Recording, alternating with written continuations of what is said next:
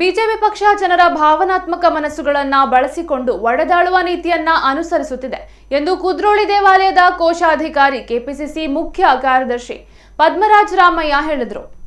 ಅವರು ಕಾರ್ಕಳ ಕಟೀಲು ಇಂಟರ್ನ್ಯಾಷನಲ್ ಹೋಟೆಲ್ನಲ್ಲಿ ನಡೆದ ಪತ್ರಿಕಾಗೋಷ್ಠಿಯಲ್ಲಿ ಸುದ್ದಿಗಾರರೊಂದಿಗೆ ಮಾತನಾಡಿದರು. ಕೇಂದ್ರ ಬಿಜೆಪಿ ಸರ್ಕಾರ ಕೊರೋನಾ ಪ್ಯಾಕೇಜ್ ಘೋಷಿಸಿದ್ರು, ಅದನ್ನ ಜನರಿಗೆ ತಲುಪಿಸುವಲ್ಲಿ ವಿಫಲವಾಗಿದೆ. ಕೇವಲ ಬೆಲೆ ಏರಿಕೆಯನ್ನ ಮಾಡಿಕೊಂಡು ಜನರನ್ನ ದಾರಿ ತಪ್ಪಿಸ್ತಾ ಇದೆ. ಕಾರ್ಕಳದಲ್ಲಿ ಕಾಂಗ್ರೆಸ್ ಅಭ್ಯರ್ಥಿ 23,000 ಅಂತರಗಳಲ್ಲಿ ವಿಜಯಿಯಾಗಲಿದ್ದಾರೆ ಎಂದರು. ಸಭೆಯಲ್ಲಿ ಕಾಂಗ್ರೆಸ್ ಮುಖಂಡರಾದ ಸುಭೀತ್ ಎನ್ಆರ್, ಯೋಗೇಶ್ ಆಚಾರ್ಯ, ಬ್ಲಾಕ್ ಕಾಂಗ್ರೆಸ್ ಕಾರ್ಯದರ್ಶಿ ಕೃಷ್ಣ ಶೆಟ್ಟಿ ಮೊದಲಾದವರು ಉಪಸ್ಥಿತರಿದ್ದರು. ಇಲ್ಲಿ ಬಿಜೆಪಿ ಅಭ್ಯರ್ಥಿಗಳಿದ್ದಾರೆ, ಅವರಿಬ್ಬರನ್ನು ಕೇಳಿಕೊಂಡ್ರೆ ಈಗ ಅವರವರಲ್ಲೇ ಏನೋ ಒಂದು ವ್ಯತ್ಯಾಸಗಳು ಬಂದಿದೆ, ಅದರಲ್ಲಿ ಗೊತ್ತಾಗುತ್ತೆ ಇವರ ಅಜೆಂಡಾಗಳು ಏನಿದೆ ಅಂತ ಹೇಳಿ. ನಾವು ಹಿಂದುತ್ವ ಅಂತ ಹೇಳಿ ನಮ್ಮ ವಿದ್ಯಾರ್ಥಿಗಳನ್ನು, ನಮ್ಮ ಮಕ್ಕಳನ್ನು ಶಾಲೆ ಕಲಿಸಲಿಕ್ಕಿಲ್ಲ. ಅರ್ಧದಲ್ಲಿ ವಿದ್ಯಾಭ್ಯಾಸವನ್ನು ಮುಗಿಸಿ ಅವರ ಕಾನೂನು ಬಾಹಿರ ಕೃತ್ಯಗಳಿಗೆ, ಸಂವಿಧಾನ ವಿರೋಧಿ ಕೃತ್ಯಗಳಿಗೆ ಅವರನ್ನು ಪ್ರಚೋದಿಸುವಂಥದ್ದು. ಅದೇ ಯಾರು ನಾಯಕರಿರ್ತಾರೆ ಅವರ ಮಕ್ಕಳು ಎಲ್ಲೋ ದೊಡ್ಡ ಸಿಟಿಯಲ್ಲಿ ಅಥವಾ ಬೇರೆ ಬೇರೆ ವಿದೇಶಗಳಲ್ಲಿ ವಿದ್ಯಾಭ್ಯಾಸ ಮಾಡ್ತಿರ್ತಾರೆ.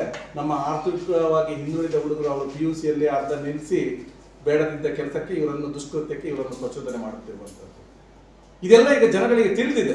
ಈಗ ಏನು ಮುತಾಲಿಕ್ರವರು ಅವರು ಕೂಡ ಅವರು ಯಾವ ರೀತಿಯಿಂದ ಈ ಜನಗಳನ್ನು ದಿಕ್ಕು ತಪ್ಪಿಸ್ತಿದ್ರು, ಹಾಗೆಯೇ ಬಿಜೆಪಿ ಅವರು ಯಾವ ರೀತಿಯಿಂದ ಜನಗಳನ್ನು ದಿಕ್ಕು ತಪ್ಪಿಸ್ತಿದ್ರು, ಇದೆಲ್ಲ ಒಂದು ಅವಕಾಶ ಅವರಿಗೆ ಜನಗಳಿಗೆ ಈಗ ಕೊಟ್ಟಿದ್ರು.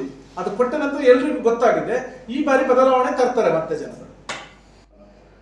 ಈ ಒಂದು ಗಲಭೆಯಲ್ಲಿ ಇಲ್ಲಿ ಕಮ್ಯುನಲ್ ಸ್ವಲ್ಪ ತುಂಬ ಹಾರ್ಮೋನಿಗೆ ತುಂಬ ಡಿಸ್ಟರ್ಬೆನ್ಸ್ ಇರುವಂಥ ನಮ್ಮ ಕರಾವಳಿ ಜಿಲ್ಲೆಗಳು.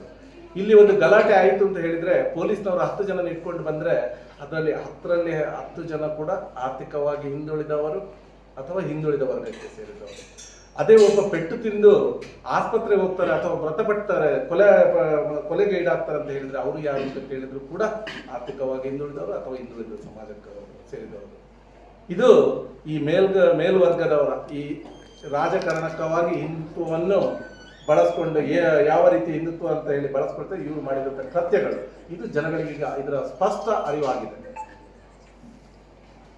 ಇಲ್ಲಿ ಬಿಜೆಪಿ ಅಭ್ಯರ್ಥಿಗಳಿದ್ದಾರೆ, ಅವರಿಬ್ಬರನ್ನು ಕೇಳಿಕೊಂಡ್ರೆ ಈಗ ಅವರವರಲ್ಲೇ ಏನೋ ಒಂದು ವ್ಯತ್ಯಾಸಗಳು ಬಂದಿದೆ, ಅದರಲ್ಲಿ ಗೊತ್ತಾಗುತ್ತೆ ಇವರ ಅಜೆಂಡಾಗಳು ಏನಿದೆ ಅಂತ ಹೇಳಿ. ನಾವು ಹಿಂದುತ್ವ ಅಂತ ಹೇಳಿ ನಮ್ಮ ವಿದ್ಯಾರ್ಥಿಗಳನ್ನು, ನಮ್ಮ ಮಕ್ಕಳನ್ನು ಶಾಲೆ ಕಲಿಸಲಿಕ್ಕಿಲ್ಲ.